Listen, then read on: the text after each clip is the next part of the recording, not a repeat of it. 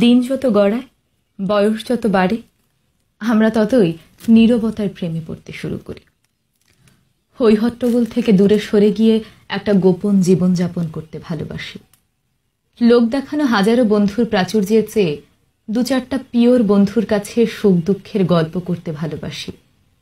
লোক দেখানো সম্পর্কের ঊর্ধ্বে গিয়ে গোপনে কারো কাঁধে মাথা রেখে একটু স্বস্তির নিঃশ্বাস ফেলি। কেই বা সারা জীবন পাশে থাকতে এসেছে, আর কেই বা সামান্য ঝড়েই উড়ে যাবে খড়কুটোর মতো, তা বুঝতে শিখি।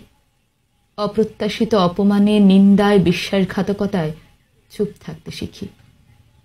কার কথায় চোখের জল ফেলা উচিত আর কার কথা শুনে এক ফালি হাসি দিয়ে উড়িয়ে দেওয়া উচিত, তা বুঝতে শিখি। আসলে আমরা প্রত্যেকেই এক একটা যাত্রীবাহী ট্রেনের মতন।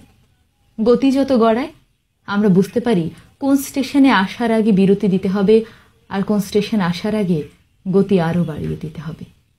এটাই জীবন।